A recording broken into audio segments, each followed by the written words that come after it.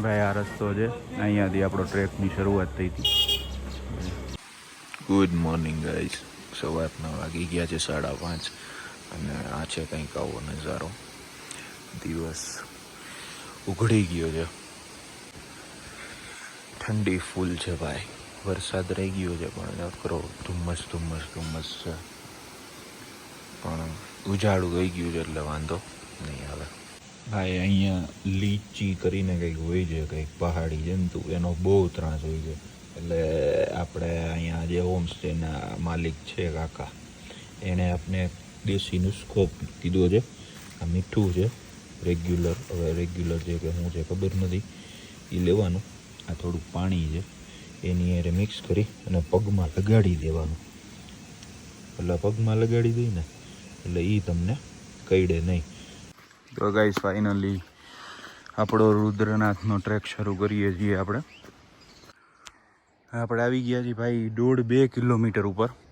અને આ ગણગોલ ગાંવ છે ને, એનો ગણગોલ ગામનો રસ્તો છે કે જ્યાં આપણે કોઈ માણસ નથી દેખાતા, બધા સગર વિલેજથી જાય. આ રસ્તે તમે આવી શકો છો, સેફ રસ્તો છે, બધું બરાબર છે. પણ પહેલાં 1.5-2 કિલોમીટર કાયદેસર ઊંચી ચડાઈ જ છે. આ જોજો 1.5 કિલોમીટરમાં અમારી હાલત મહાદેવર. તો ભાઈ રુદ્રનાથની ચડાઈ ચાલુ કરી દીધી હતી. ખૂબ કઠિન આ ઊંચાણવાળો રસ્તો છે. અને મને એક भाई મળી ગયા था. भाई कहाँ से आप? मैं उत्तराखंड से, रुड़की से. रुड़की से. कैसा है भाई ट्रैक? भाई ट्रैक तो मस्त है बट मेहनत बहुत है, मेहनत बहुत बहुत पड़ेगा, गर्मी बहुत लग रही है. हाँ तो भाई पूरा प्रिपेयर होके आना, लगने वाली है. कोई भी मिस इन्फॉर्मेशन में मत फंसना भाई. हाँ कभी भी कोई भी बोले कि आसान है ये है, तो भाई अच्छे से प्रिपेयर होके आना. एंड हर हर महादेव. हर हर महादेव भाई. है कुणाल अभी भाग चुका है एंड ये हिरन दिखाया हमें भी, ये भी गया. તો ફાઇનલી ગાઈસ વાગ્યા છે 7:30 અને આપણો પહેલો સ્ટોપ પોંગ બુગિયાલ પહોંચી ગયા છીએ આપણે. તમે અહીંયા આવો તો રહેવાના અને ખાવા પીવાના સરસ ઓપ્શન છે પોંગ બુગિયાલમાં. પણ મારું કહેવાનું એમ છે કે જો તમે આગળ સુધી ચાલી શકો તો ચાલ્યા જાજો. અને જો કાંઈ જ દેખાતું નથી, આ જરાક આગળનું દેખાય, પછી બાકી આગળ કાંઈ જ નહીં, જોઈ શકો છો. અને સાંભળવા મળ્યું છે કે ભાઈ અહીંયા 15 તારીખ સુધી ટ્રેક બંધ છે. હવે ટ્રેક બંધ છે અને આપણે આવ્યા છે, જોઈએ હવે શું થાય છે શું નહીં. આગળ જઈને તમને જણાવતો રહીશ.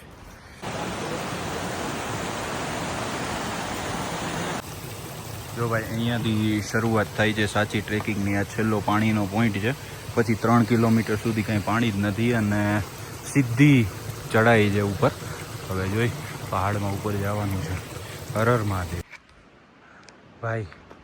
જે આ લૂંટી બુગિયાલ સુધી પહોંચવાનો રસ્તો છે ને, સીધી ચડાઈ ભાઈ. જુઓ આ છે વાદળ ને વાદળની ઉપર અમે છીએ. આ પહાડ છે ભાઈ, એક એક સ્ટેપ ઉપર નજારો જુઓ તમે. આપણે હમણાં થોડીક વાર પહેલાં અહીંયા હતા આ બુગિયાલમાં, વાદળોની ઉપર. વાહ. ફાઇનલી ભાઈ આપણે પહોંચી ગયા છીએ પનાર બુગિયાલ. કંઈક આવો નજારો છે, વાદળો વાદળો વાદળો. અહીંયા જ્યારે ટ્રેકિંગ ચાલુ હોય ત્યારે અહીંયા રજિસ્ટ્રેશન તમારું ચેક થાય છે. પણ અત્યારે હમણાં 2-3 દિવસ સુનામી ને એવું બધું છે. સુનામી તો નથી, વાદળ ફાટ્યું છે, એના લીધે આ બધું બંધ છે. ચેકિંગ આપણું નીચે લૂંટી બુગિયાલમાં જ થઈ ગયું છે. અહીંયા આ બધા ખચ્ચર વચ્ચર તમે જોઈ શકો. રાત્રે આ બધું હજી તો દિવસના વાગ્યા છે 1 અને નજારો જુઓ તમે, ખાલી વાદળ, બીજું કાંઈ નહીં. અને બહુ જ આમ અઘરામાં અઘરો ટ્રેક છે ખરેખર. કોઈ એમ સમજતું હોય કે ભાઈ કેદારનાથ કરી લીધું આપણે, બીજા કોઈ ટ્રેક કરી લીધા તો આ થઈ જશે. ના ભાઈ, આ કોઈ બિગિનરનો ટ્રેક નથી. તમારે જુસ્સો, મહેનત અને બધું વ્યવસ્થિત આમ.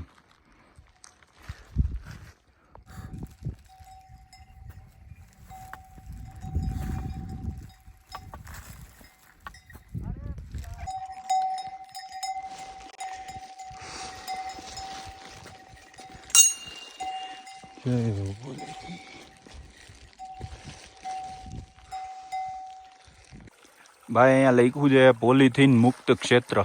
અહીંયા પ્લાસ્ટિક ને પોલિથીન ફેંકવાની મનાઈ છે, પણ માણા જેવું જનાવર કોને કહે. આમ જુઓ કેવું સરસ ટ્રેક છે, ને સમજે નહીં ભાઈ. પ્લાસ્ટિક બને ત્યાં સુધી તમે અહીંયા ન નાખો. મહાદેવ હર. ના બંદા ના બંદે કી જાત વાળો ટ્રેક છે ભાઈ અત્યારે તો. તમે જોઈ શકો છો ભાઈ કે કોઈ દેખાતું જ નથી. એનું એક રીઝન એ છે કે અહીંયા ફ્લડ ને એવું બધું આવ્યું છે, પણ બીજું રીઝન એ છે કે આ બહુ અઘરો ટ્રેક છે. બહુ એટલે બહુ. આપણી બધી બાકાજીકી જે બોલાવાની હતી ને એ થોડેક સુધી નીચે સુધી જ બોલી. અત્યારે થોડુંક અઘરું પડે એમાં ના નહીં, પણ મહાદેવની ને માતાજીની દયાથી ભાઈ પોગી જાય આપણે સાંજ સુધીમાં. આપણે કાંઈ ઉતાવળ નથી, પણ આ તો જરાક શું છે આરામ કરી લઈ, પછી એને બાકાજીકી બોલાવશી. ભલે હાલો, મહાદેવ હર ભાઈ. આપણે આખરી પડાવ ઉપર પહોંચી ગયા, પિત્રધાર. અહીંયા પિતૃઓનું મહત્ત્વ છે, તો પિતૃઓને પ્રાર્થના કરી કે ભાઈ જીવનમાં થોડીક બાકાજીકી ઓછી બોલાવો મારા. જય હો. સાંજના વાગ્યા છે ભાઈ 6, અને મહા મહેનતથી 12 કલાકનું ટ્રેકિંગ કરી અને 25 કિલોમીટર હાલી હવે ફાઇનલી આપણે રુદ્રનાથ પહોંચ્યા છીએ. આ બધા હોમસ્ટે આવી ગયા છે, આની આગળ જ મંદિર છે. હમણાં તમને દર્શન કરાવું. તો ભાઈ આરતીનો શંખ વાગી ગયો છે. જય ભોળેકી.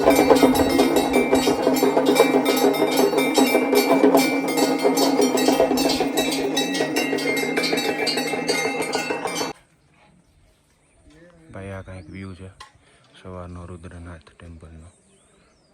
અદ્ભુત ભાઈ, અદ્ભુત ભાઈ.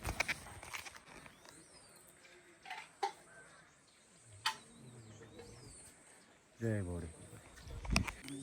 ભાઈ આ મંદિરનું પૂજારી આવા સ્થાન છે અને રુદ્રનાથ મંદિર છે. અને આ મારો ભાઈ એક નંબર વ્યૂ છે.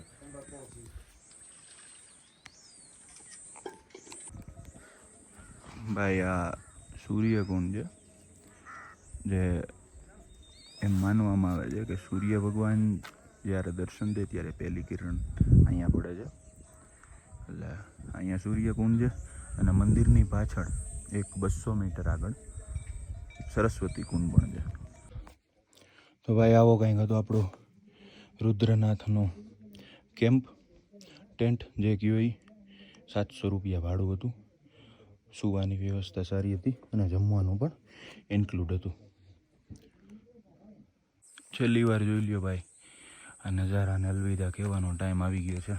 સવારના 7 વાગ્યા છે અને આપણે હાલવાનું ચાલુ કરી દીધું છે પાછું. જોઈએ હવે ક્યારે પહોંચીએ. જય ભોળેકી ભાઈ. ભાઈ ફાઇનલી 2.5 કલાકના ટ્રેક પછી આપણે પહોંચી ગયા છીએ પિત્રધાર. અને તમે જુઓ આજે સુરત દાદાના દર્શન થયા છે અહીંયા પાછળ. એટલે આખું મોસમ ખીલેલું છે ભાઈ. જે વ્યૂ છે ઓહો, ટોટલી અનરિયલ એક્સપિરિયન્સ ભાઈ. ગજબ ભાઈ. હવે આપણે પાછા ઉતરીએ છીએ અને આ એક ગ્રુપ મળી ગયું હતું એક ભાઈઓનું. તો ઇસ્યુ નથી થયો ઉતરવામાં, એટલે ઇસ્યુ તો ન કહી શકાય, પણ પગ તો દુખે જ છે. પણ આમ અથવારો હોય ને મજા આવે એના જેવું. આ ભાઈ લોકો ક્યાંકથી આવ્યા હતા. જય બોલે.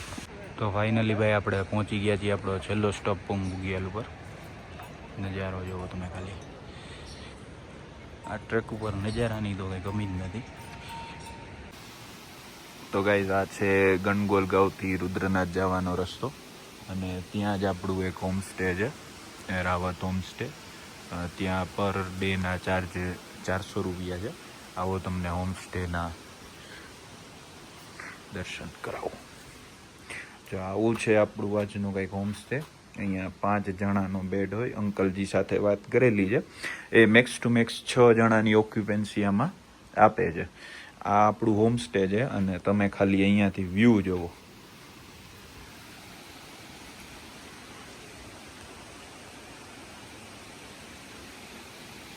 આના પૈસા છે બોસ.